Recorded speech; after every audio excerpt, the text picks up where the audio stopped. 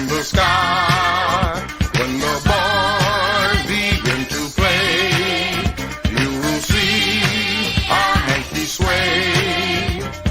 When out there on the field, we know they come to work. We're rooting for the Dolphins, our mighty, mighty Dolphins. We're rooting for the Dolphins, our mighty, mighty Dolphins.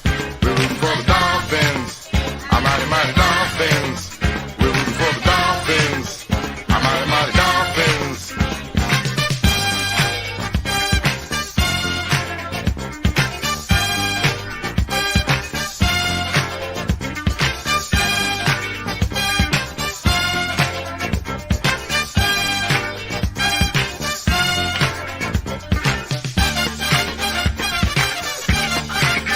We're rooting for the Dolphins, our mighty, mighty Dolphins. We're rooting for the Dolphins, our mighty,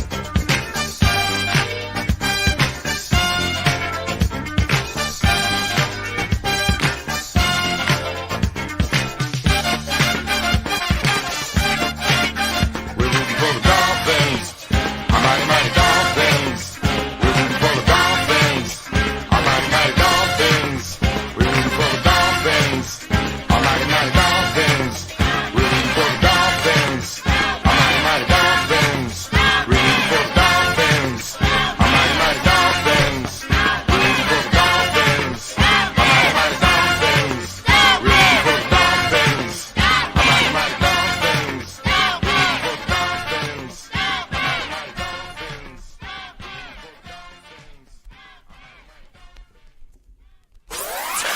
You're listening to the DolphinsTalk.com podcast network.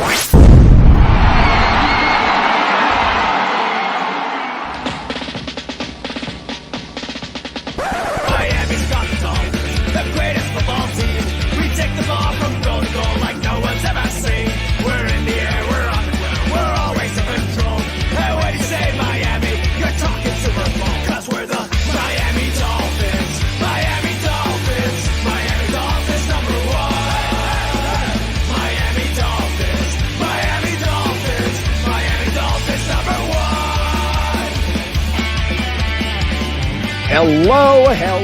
Hello, Miami Dolphin fans, and welcome to the Same Old Dolphin Show, sponsored by BetUS, part of the DolphinsTalk.com podcast network. I am Josh Katzker. With me today and every day is my brother from the exact same mother, Aaron the Brain. Aaron, say hello to the people. Hello to the people. We're off the schneid, baby. Second win of the season. Let's go.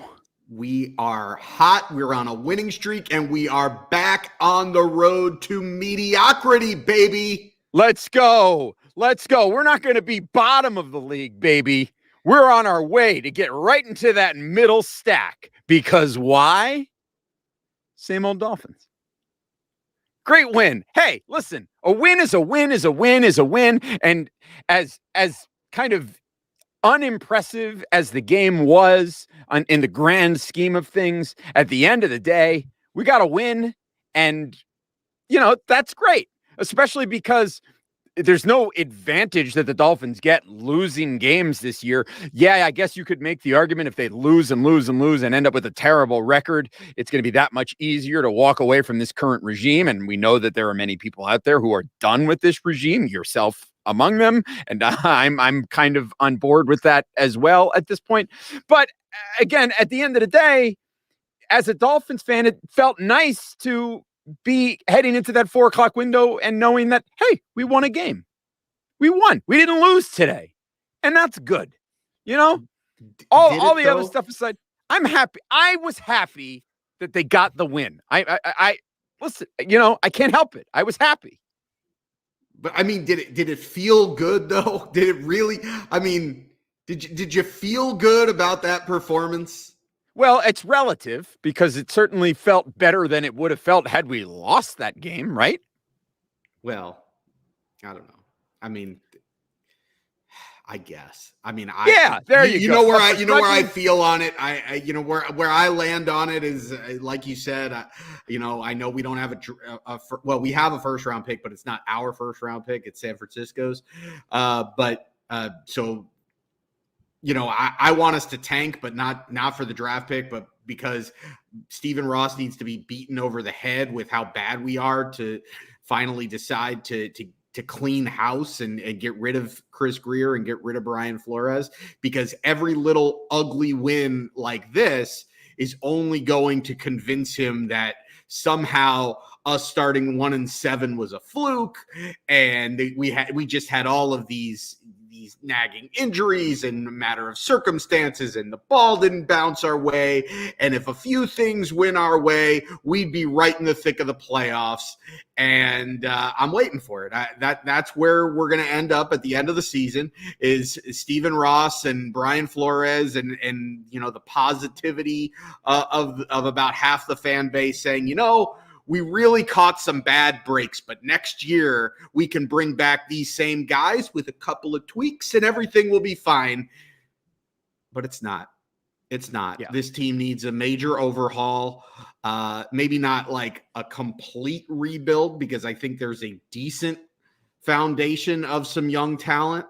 But there's a long way to go. This team is not a year away or anything like that. And they certainly are going to need somebody else drafting the players, and they're going to need somebody else certainly calling the plays on the offensive side of the ball, and really somebody else just being the head football coach to really steer the direction of this team philosophically. Yeah, and we'll get into some of what the biggest sort of talking point is right now, in what is the latest in kind of a long line of strikes against Brian Flores. But, for now, as you kind of look at things, it's, hey, we still got the win. We still got the win. And that is good enough, at least for right now, for all that is worth. So the Dolphins off the schneid on a 1-game winning streak, and have a big game coming up Thursday night as they welcome Lamar Jackson and the Baltimore Ravens to town. But before we get there, we're going to talk a little bit about this game against Houston. And listen, as tepid as the offense continues to be, and as kind of unimpressive as the game was, I mean, this was every bit of what you would have expected in a meeting between two 1-7 teams.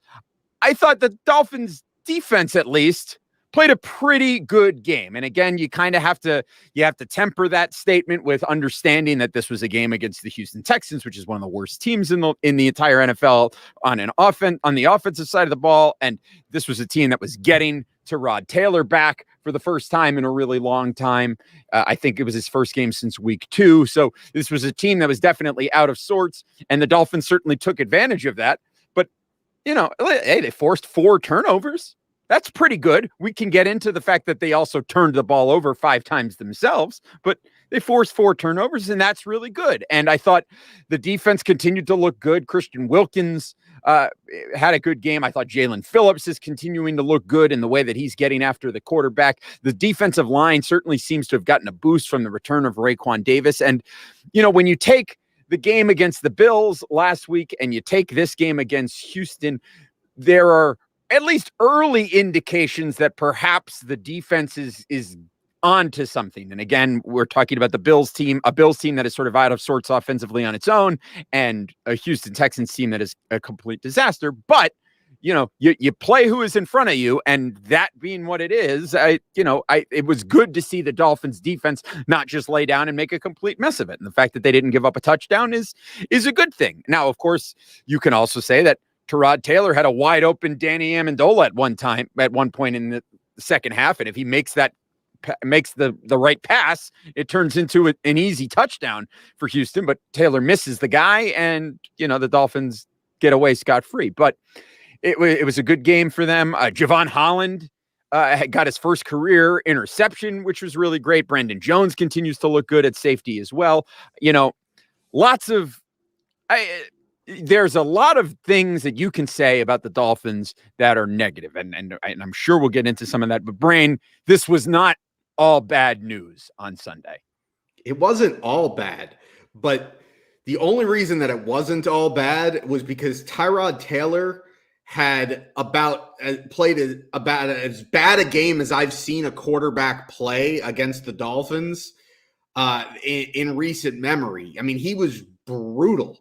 He was absolutely brutal. And I think the Texans did Miami a huge favor by not just playing Tyrod Taylor, but by continuing to play Tyrod Taylor, even after it was obvious he was just completely out of sorts, had no business being in there. Davis Mills absolutely would have given them a better shot to win that game. But hey, they stuck with Tyrod Taylor because I guess they're tanking for the top pick, and their tank is going better than the Miami Dolphins tank because I guess they got more to lose for. You know the old saying, one team just wanted it more. The Texans just wanted it more. They wanted that loss more than the Dolphins did. and they showed Tyrod Taylor just took the Texans on his back and just led them, carried them to the loss column on that game on Sunday. Hey, it's what happens sometimes. Sometimes the other team just wants it a little bit more.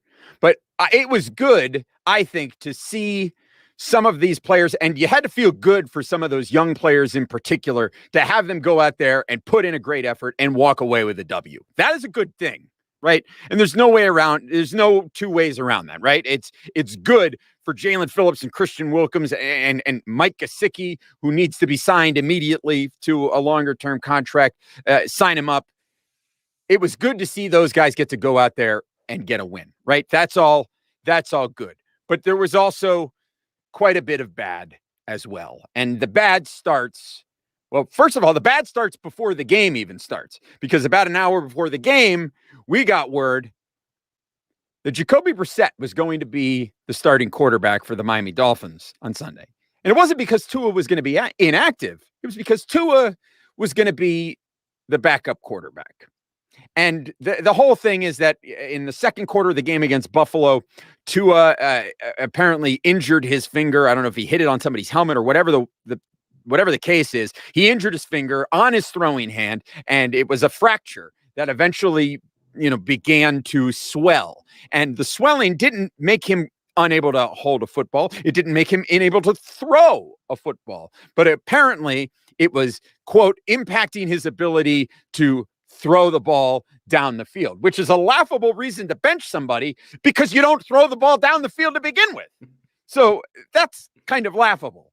But so that's the first part, right? Okay, whatever. He can't throw the ball. You can't make all the throws you want him to make. So you're going to start Jacoby. Fine. But to have him be the backup quarterback, what happens if Jacoby Brissett gets hit 8 plays into the game and now has to miss the rest of the game? Now Tua's playing anyway, right? So if that's going to be the case, why not just start him? And that led me, and I'll let you go ahead, give your thoughts on this, because I've got a whole diatribe that I'm going to go on here in a minute. So go ahead. I don't like it, and I'm in agreement with you. I can see the logic, because the logic is that Tua at 70% isn't as good as Jacoby Brissett at 100%, but is better than what's his face, the third string guy that they just Jake Dolegala. That he's better than him at 100%. That 70% of Tua falls somewhere in between. I don't necessarily agree, but I can understand the logic there. Yeah. Well, here's the thing. It just comes back to the fact that whether you are a fan of Tua, whether you are somebody who thinks Tua is not the solution, is not the guy, would never be the guy, and you've already decided, you've made up your mind that he's not the guy. It all comes back to the fact that the Miami Dolphins have completely botched the quarterback situation for this team every step of the way. They have botched it. So first off, everything leading up to the draft of Tua was great, right? They lost all the games. They got their pick, right? I mean, you could argue that they actually botched it in the lead up to the pick because they ended up only ending up with the 5th pick in the draft the season that they tanked, right? And if they had ended up in 1, they probably would have drafted Joe Burrow ahead of Tua. But regardless, they get the 5th pick in the draft. They draft Tua. They seem to have immediately decided that they were having buyer's remorse with the fact that they drafted Tua. And so that was the first thing. So then they bring in Ryan Fitzpatrick, and then they completely mishandle how Tua is introduced as the starting quarterback. He's put in during a time where the offensive coordinator wasn't even prepared for Tua to become the quarterback. They implement him, they force him in, they say, you're the starting quarterback now. And then after that, they, of course, pull him in the middle of games. They put him back in, they pull him again later. And they're doing this dance with, oh, well, Fitzpatrick gives us a better chance to win right now and blah, blah, blah, blah, blah. That whole thing is a mess, right? Then we get to the end of that season and now it's time for the revamp. So now it's time the big thing is he needs some weapons, right? We need to get some weapons into this team to help Tua. So we're going to bring in some wide receivers. Okay, they draft Jalen Waddle at 6. You can't really argue with that. That's a pretty good pick. Although some people want to argue now in hindsight and say that maybe the Dolphins should have stayed pat the whole time and ended up with Kyle Pitts or Jamar Chase, whatever. Jalen Waddle, a very good weapon for the Dolphins to have.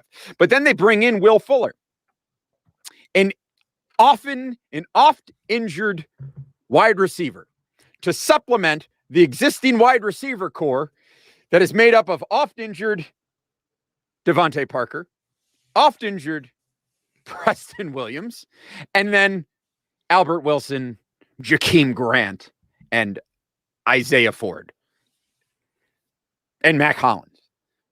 Not a significant upgrade of the wide receiver room because Fuller can't even get on the field. Parker can't even get on the field. The wide receiver situation remains a disaster.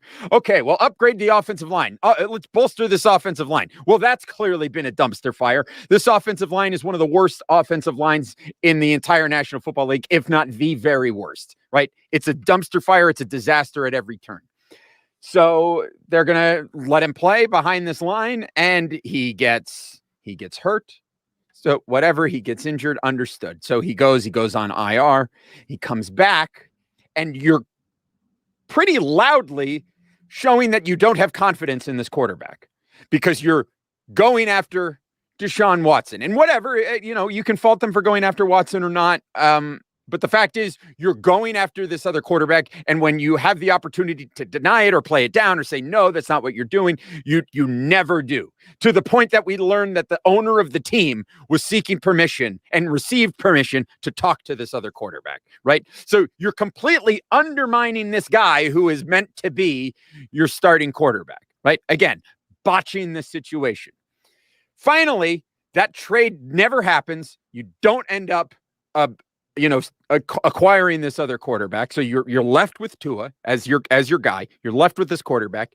And then the first opportunity that he has to play, you say, we're going to put him on the bench behind a guy who is, proven to be not terribly good and not terribly efficient as a quarterback. And whatever the reasoning is for doing that, whether you're protecting his injury, whatever it is, it really doesn't look good when you've got this guy who is already, you've publicly kind of declared one way or the other that this is not your guy going forward.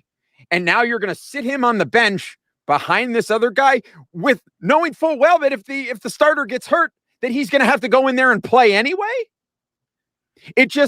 The entire thing just makes no sense to me. It's been so poorly handled. And, it's not an argument for or against Tua, because at this point, even if you're against Tua, the smartest thing to do is to put him out on the football field and, hope that he plays well so you can get good trade value for him, right? That's the best thing you can do, because the alternative is you'd never play him again for the rest of the season. And then people are like, well, why should we give you anything for this guy that you're not going to play? So the entire situation is a mess. And it comes down to Brian Flores just handling it poorly, to the point that now, looking ahead to the Thursday night game, we still don't know whether or not Tua is going to play. In fact, Flores said in his press conference on Tuesday that if the game was tonight, the game was Tuesday, Jacoby Brissett would start and Tua would again not be inactive. He would again be the backup. The whole thing just reeks of incompetence at every level from this organization. For a change, hashtag same old Dolphins.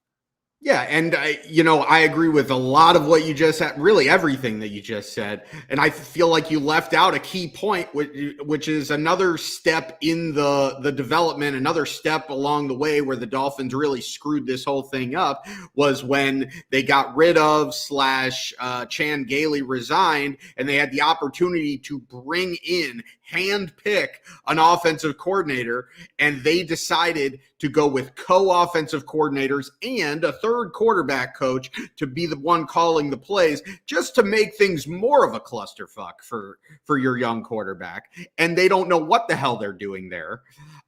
So they screwed that up as well. And as for the way that they're handling all this, it looks like Tua, by all reports, Tua wanted to play on Sunday, wanted to play through this injury. He played through the injury even after getting hurt against Buffalo. He practiced all week last week. It was a game time decision and they benched him. And so he looked like he was ready and chomping at the bit to go in. By all accounts, he was ready to go back in there this week. He may still play this Sunday. This may just be gamesmanship. Thursday. He may still play on Thursday. It may just be gamesmanship. It may just be getting the Ravens to, have to prepare for both guys and not, and they end up playing Tua. That might be the case. But let me ask you a question. Let's take Tua out. It's a total hypothetical because there's no way that you could ever do this, but I'm game. Let's go. Let's take Tua out of the equation and replace him with Ryan Fitzpatrick. If Ryan Fitzpatrick broke his finger and wanted to play through the injury, and you had a backup quarterback that you knew was not very good, do you think that Ryan Fitzpatrick would be the backup? No, 100%. No, 100% he'd be out there. Because here's another point, right? Flores is like, oh, we got to protect Tua, blah, blah, blah, blah, blah. Do you remember in the game against Tampa Bay, early in the game, Jacoby Brissett strains the hamstring, has a hamstring injury. Right. He's playing on a bum hamstring. And when Flores was asked later in the game, well, did you ever think of, sitting Jacoby down and putting in Reed Sinnett? He said, no, Jacoby was going to be the guy. So there is some sort of disconnect in here, right? Where they are content to let these other quarterbacks play where they are not content to let Tua play. And at this point in the proceedings, I don't understand why. Like, what do you have to lose? So this is the thing, is that, Mike, from the Dolphins Talk Daily, president of the network, he'll tell you, and he'll bang the drum on this over and over and over again and say, they do not want him. Greer, Flores, they don't want him. Well, what the thing is, Brian Flores 100% does not want him. Brian Flores did not want him last year.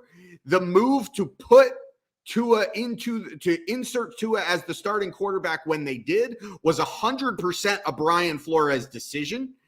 It was evidenced by the handling of Tua as the starting quarterback. Every piece of evidence along the way has shown that Brian Flores has very little to no confidence in Tua, regardless of how many times he says so, unconvincingly at a press conference. Brian Flores wants nothing to do with Tua as the starting quarterback. And at this point, he's winning the argument against Chris Greer because they don't have Ryan Fitzpatrick to lean on. And Chris Greer just said, all right, screw it. I'll get you your guy in Deshaun Watson. The owner put the kibosh on that because we couldn't get, because of the grossness of them trying to get settlements and couldn't get that. And they could deny that all they want to, but that was a bunch of crap. We all know what the truth is there.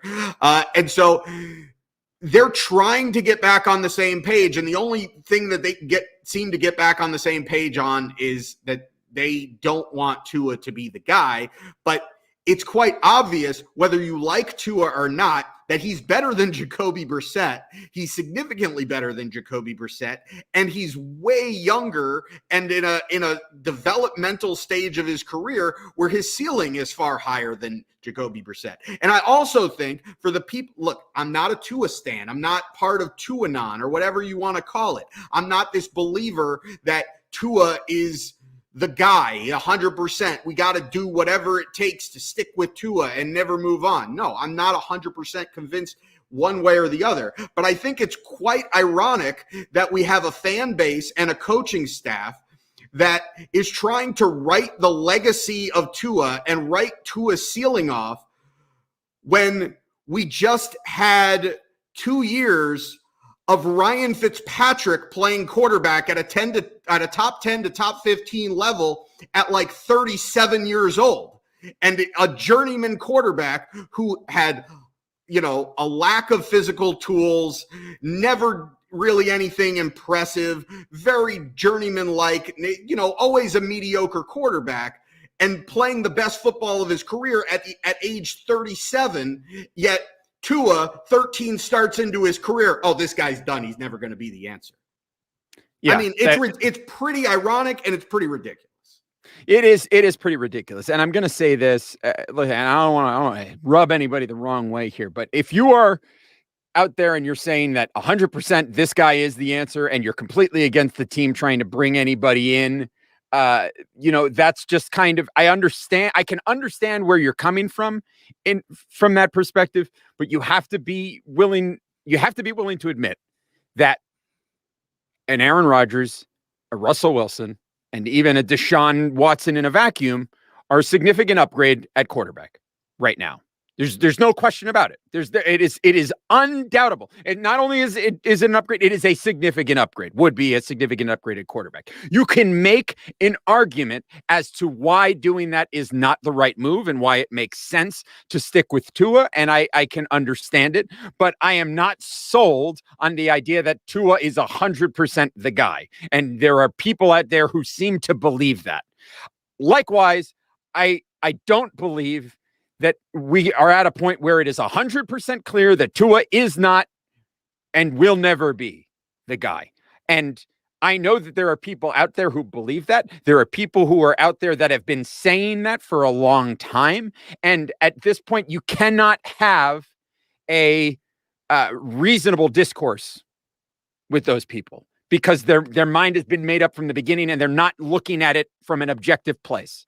They've made up their mind and their mind is closed to the possibility of anything changing, to the point that somebody told me on Sunday that, wow, the Dolphins move the ball more efficiently with Jacoby Brissett than they do with Tua, which is just laughable. Right. Yeah. So it's not true. No. And you take into account, first off, they put up 17 points against the worst defense in the league. Correct. And got 4 turnovers to help them out in doing so. And turned the ball over 5 times. Turned the ball over 3 times. Right. So, let's pump the brakes on that. Okay. But again, the whole conversation that I was saying is not an argument for or against Tua one way or the other, because you can make that same argument that they've mishandled the situation if you want to get rid of Tua. You can make that argument that they've mishandled him. And the same thing for if you're in support of him. So the entire situation is a mess. And if we get to Thursday and we see the same thing happen again, where Flores decides he's going to play Jacoby Brissett as the starter while having Tua as the backup, there's something else going on. And I think it will be pretty safe to say that at that point in time. Now, I want to put that conversation to bed for now, because we could go on and talk for hours and hours and hours on end about the Tua situation. It seems to be a bottomless pit of despair. But let's talk about some other things from this game in the Houston game. Brain, the Houston Texans are one of the worst run defenses in the entire National Football League. They're one of the worst at everything that you could possibly do on the football field. Can I tell you what the Dolphins' final rushing numbers were at the end of the day on Sunday? I know what they were, but yes, enlighten us. 25 rushing attempts for 47 yards. This is The the longest week to break run out the running game. That's what we Well- said. Break out the running game. The longest run of the game was 7 yards. Was They that by averaged. Jacoby Brissett? I think it was. Yes, it was by Brissett. They averaged 1.9 yards per carry.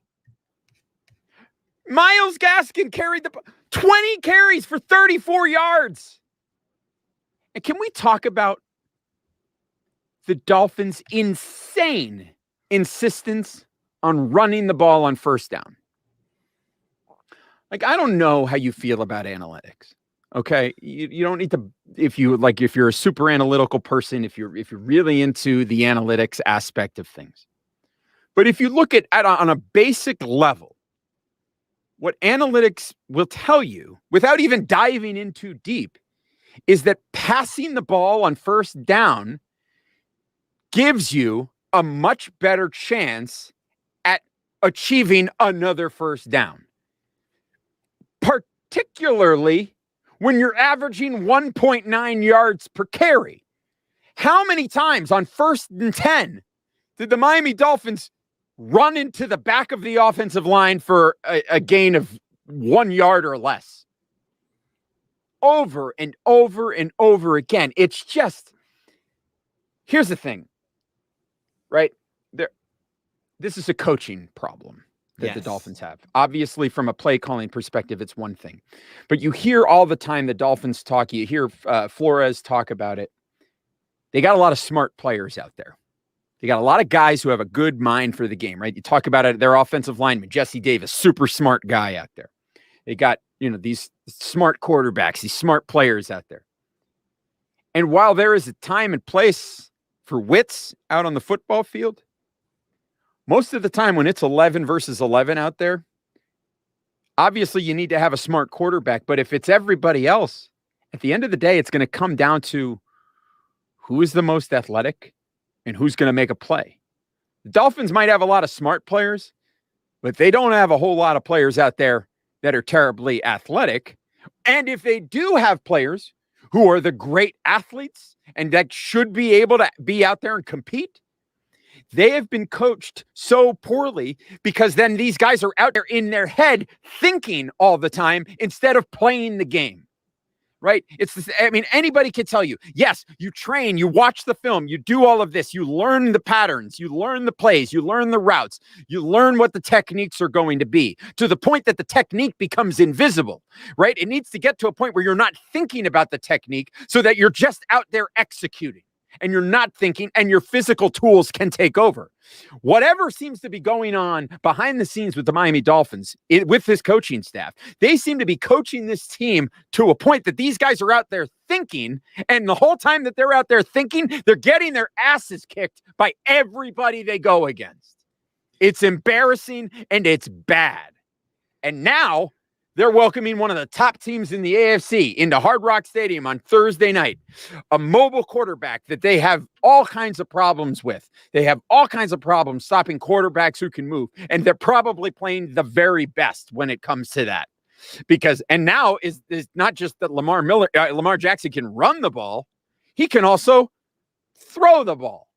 And he's got weapons, Hollywood Brown, Rashad Bateman, might even have Sammy Watkins on Thursday. He's got Mark Andrews, right? And then they've also got a pretty motley crew of old running backs, Le'Veon Bell and Devontae Freeman. And it sounds like Latavius Murray is not going to be good to go on Thursday. But anyway, this is a team with weapons. And you know what the Dolphins are going to do to stop those weapons? They're going to put all their guys out there, throw them out on the football field, and have them think at the Baltimore Ravens. Oh, man. And 137-16. You know what that is? Is that the score the last two times these teams have met? That's the combined score of the last 3 times that the Miami Dolphins have played the Baltimore Ravens. 16 points in 3 games. 137-16. They're losing those 3 games by an average of over 40 points per game. Wow. And it's hard to make an argument. The argument for them not losing by 40 points is just that hard to lose every game by 40 points. But it would seem like it's the same recipe. You're going up against a team that is far better, far more physical, much better defense. Your offense can't move the ball. You might have your backup quarterback. You're completely in shambles. It sure feels like we're going to lose by 40 points. Yeah. And, you say you can't lose by 40 points every time, but the Dolphins have done a pretty good job of not losing by 40 points this season. So we're due. And what better team to do it than the team that has, grown accustomed to beating the Dolphins by 40 points. So when will the NFL learn not to put a Ravens-Dolphins matchup on national television? I think they do it just because at law of averages, they just want to see like it's got to change at some point. They just want to be there when something different happens. I don't know, but it's going to be ugly, folks. There's nothing to be positive about here. There's no reason to expect anything different. The Dolphins are not going to be able to do anything. And you could call it a trash outlook all you want. You could say that I'm being negative, but 137-16 speaks for itself. And this coaching staff and their trash play calling and their mishandling of just about every decision that can be made both on and off the football field, it speaks for itself. There's no reason to have any positivity coming into this game. We could hope that things will be better. And at this point, if you're going to be the positive Dolphins fan, that's what you're leaning on. You're leaning on blind faith and hope that somehow things will be different this time around. But if you're any kind of analytical person, I wouldn't be betting on hope. No, I wouldn't be betting on I don't know what the line is at the moment on this game. And we'll have a new video from David Behrman right here on the Dolphins Talk YouTube channel coming up before the game on Thursday with his best bets of the week over there. Pick 6 is the show on the Dolphins Talk YouTube channel, which, by the way, you should be subscribed to if you're not already. Subscribe, like this video. If you're watching this on YouTube right now, hello, how are you? Hope you're having a wonderful evening. Make sure to like this video and turn on notifications so you're notified every time we go live. But yeah, I mean, there's probably not a whole lot of numbers that are supporting the Dolphins going into this game against the Ravens. Now, you can say that the Ravens defense has taken a step back this year. This is not the same Ravens defense that we've grown accustomed to. So that means that maybe there's a possibility the Dolphins could produce, but this is for all of the steps backwards that the Ravens defense has taken this year, it's a better unit than the Houston Texans that we put up 17 points against. Right. So I don't know what to tell you. Now you've got, okay, it's a Thursday night. It's a short week. The Dolphins are at home. They've been at home. The Ravens are traveling down. So maybe there's a possibility there. But again, not holding my breath here.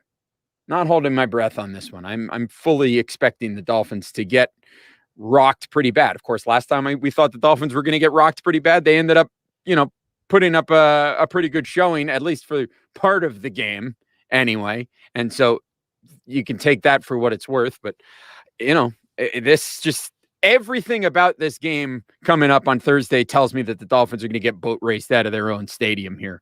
And listen, talking of the stadium, did you see the pictures of that stadium at kickoff on Sunday, Brain? Yeah. I mean, it looked like a Dolphins game. Did you see all of those empty seats? Yeah. Are you paying attention, Stephen Ross? This is the product that you have built. This is it. This is it. This is what all of those millions and millions of dollars, this is what your fancy new training facility has brought. A 2-7 football team that struggled and farted and tripped over their own dicks into a 17-9 home win against the Houston Texans. Well, at least they've got something going for them. Yeah. Congratulations. But I mean, he is getting Super Bowls because of the stadium renovations, and I'm sure that's really all it really came down to. I don't That's think, good for him. like, obviously, I think Stephen Ross wants to win. I don't think Stephen Ross is like, oh, we're trying to lose and doesn't have fans and feels like, oh, I've got to change it. I don't think he's looking at that and saying that's why he needs to make a change. At the end of the day, Miami, like most sports towns and like most sports teams, has a relatively fair weather fan base that is going to show up when times are good and is not going to show up when the product is crap. And nor should they. Why would you? I wouldn't spend my hard-earned dollars to go week after week to see this garbage on the product every single Sunday.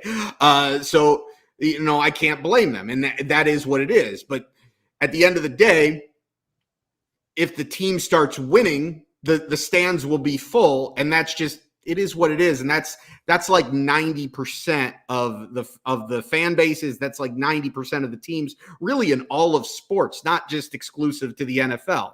If times are good, your stadium is full. If times are bad, your stadium is half empty. And the Dolphins can, beat their chest, and we could talk about the 72 team and this great tradition and all those years that we were winning and winning and winning, and how we've got such a great loyal fan base. But at the end of the day, we're just like any other sports town. When the team sucks, we're not showing up. And that's what it is. And so at the end of the day, Stephen Ross isn't going to look at that and make any kind of decision based on that. He's going to look at it and say, well, are we on the right track? Do we have the right people in place to turn it around? And that's where, I still say that, what is ultimately best for this organization is to clean house. And I think the only way that it's gonna get through the head of Stephen Ross that he needs to clean house is if this team continues to lose, because they've got this soft stretch of games, and if they win these games, like if they would have won this game 34-3 and dominated the Houston Texans, and then went out, and started winning games convincingly against bad football teams, then you can make the case. But they looked awful on Sunday. That was an awful, awful performance, and they were lucky that they played Tyrod Taylor and the Houston Texans, because any other team in the league would have beaten them. And so this team absolutely needs to lose, because these fraudulent victories can add up and give a false sense of security to this team and to this organization that we're somehow not that far away, when in fact, in reality, we are incredibly, incredibly far away. And that was my hot take last week, or on our last show. My hot take this week was I had this whole take, but I don't know. All right, we're going to do it. All right. I'm going to lose a lot of you, but it seems like we have got kind of an intimate group tonight anyway. We don't have as many people watching this week. So Brain. No, you've lost a lot of people over the years, but that's okay. Well, we're about to lose more, because the views Miami expressed Dolphins on this program are not necessarily the views of DolphinsTalk.com, Manscaped.com, or BetUS.com. Very true. Very true. Use promo code DolphinsTalk, save 20% and get free shipping at Manscaped. Use 20% and get a 125% sign-up bonus at BetUS.com. Wanted to get that in there before everybody jumped off the broadcast. So keep the sponsors happy before you jump offline. Okay, Brain. Okay, go alienate the people, Brain. Here we go. Prepare yourselves for Aaron the Brains, #1HotTake. All right. So for those of you who've been listening to the show and watching the show for a while, you know that my guilty pleasure is watching the Bravo Real Housewives with the wifey. That's like, some people watch pro wrestling. Our wrestling is the Bravo Real Housewives.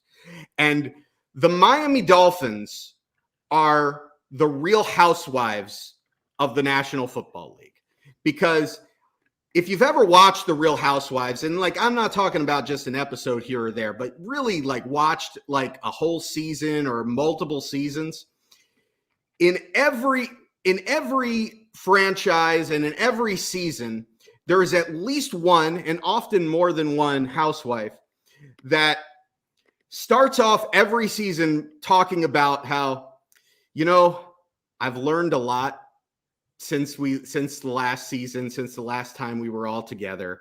And I've really grown so much.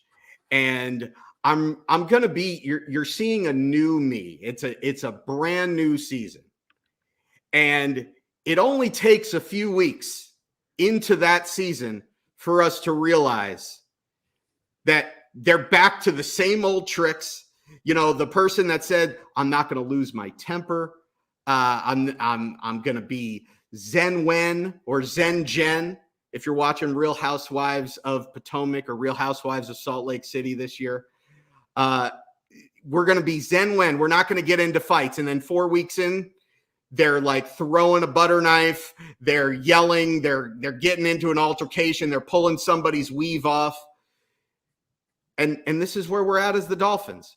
Every year we buy this bill of goods, how things are going to be different. They know what they're doing now. They've learned from past mistakes and they've really grown. And at some point we really buy in. A couple weeks, we're like, I think things might really be different. But just like that Real Housewife that you thought was going to be done throwing butter knives and cursing people's moms out and pulling people's hair, just as they are back at it a few weeks in, the Miami Dolphins are back to being incompetent and losing football games, and not just losing football games, but playing all around boring, sloppy, ugly, dumb football, and being a laughingstock of an organization. And that's why they're the same old Dolphins, the Bravo Real Housewives of the National Football League. That is some take. This is where we are on this show now. You're comparing. It's bad. I mean, it's bad enough you're Listen, I'm not going to judge you. I'm not going to judge you for I have the one thing here. Oh my God, there's still going. Okay, go ahead. The one thing that I'll say is that the Bravo Real Housewives have been infinitely more entertaining than Miami Dolphins football. That's fair. A lot of things have been more entertaining than Miami Dolphins football, particularly that game on Sunday. But listen, we got this game Thursday night. We got to look ahead to it. It's going to happen whether we like it or not. Is it going to be Jacoby Brissett at quarterback? Or is this some misdirection from Brian Flores? Is this Brian Flores, the old gamesman out there?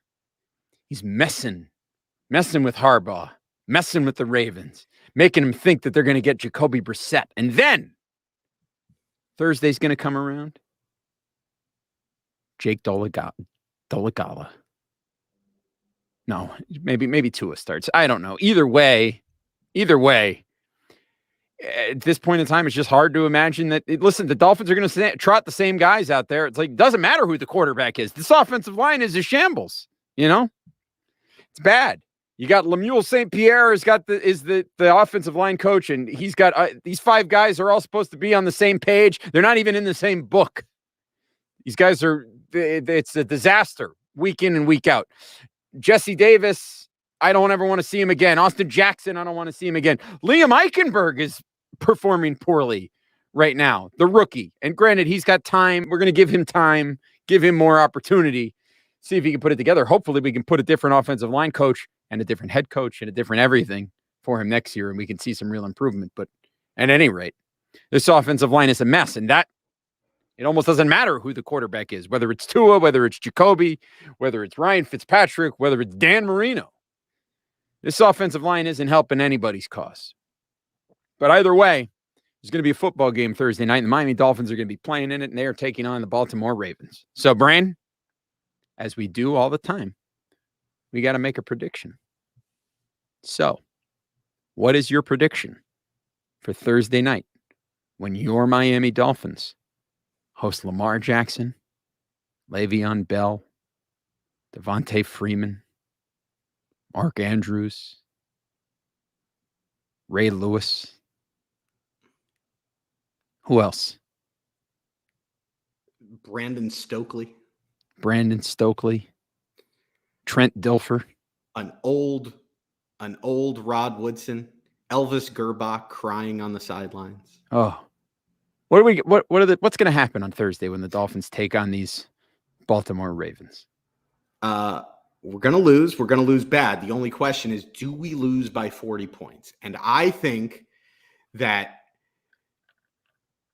we're down 45-10, and the Ravens have the football inside the 5-yard line, and they take a knee, and they have pity on the Miami Dolphins, and they only win by 35. Ravens 45, Miami Dolphins 10.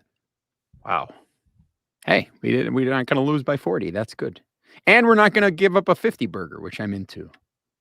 But only because they try not to. Yeah. Just like the Bucks. All right. Yeah, it's just hard to be positive. Here's the thing. If Jacoby Brissett starts, I think there's a reasonable chance we get shut out.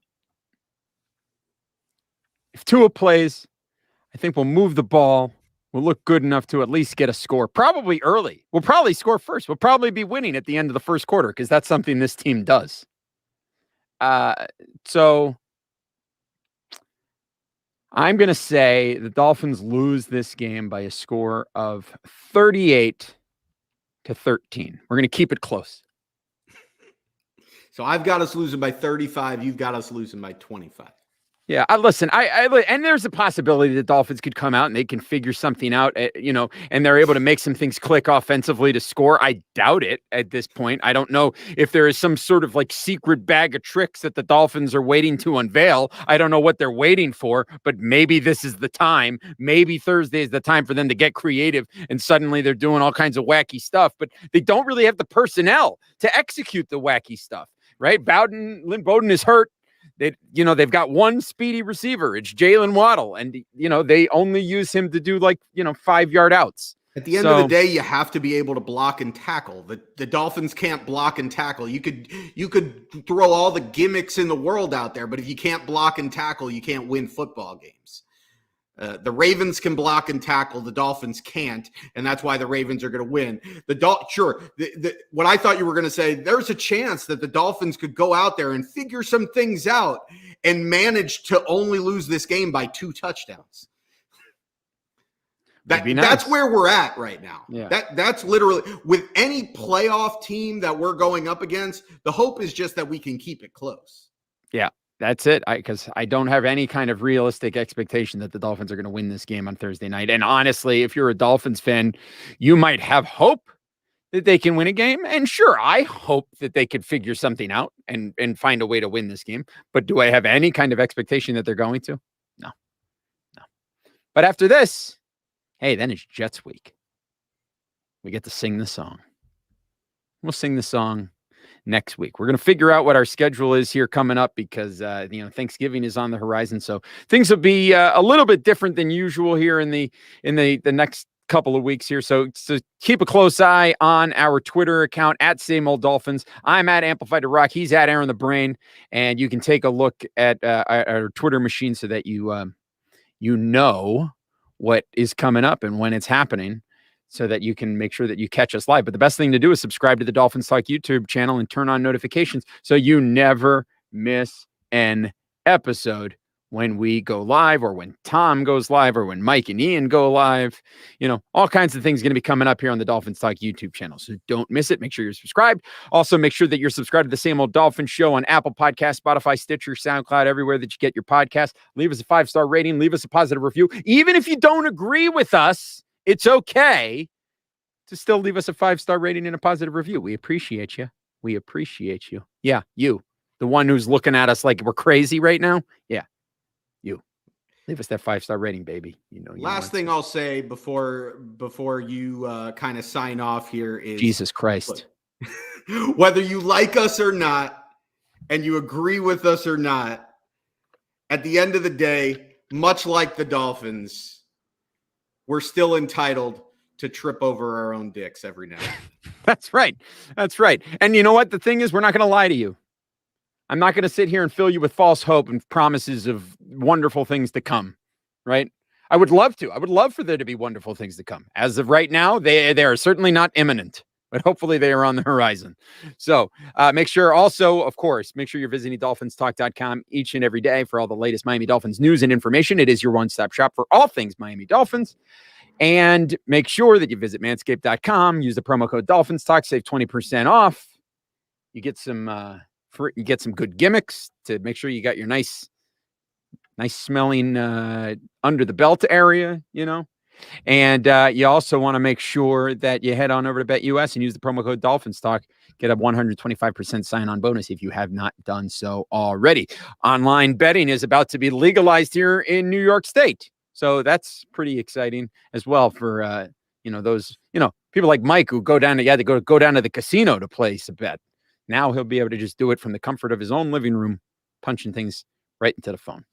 So that is going to do it. I'm not sure when we're going to be back with the Ravens recap show, possibly over the weekend. It might not be until early next week, but we will be back. We will be talking about it.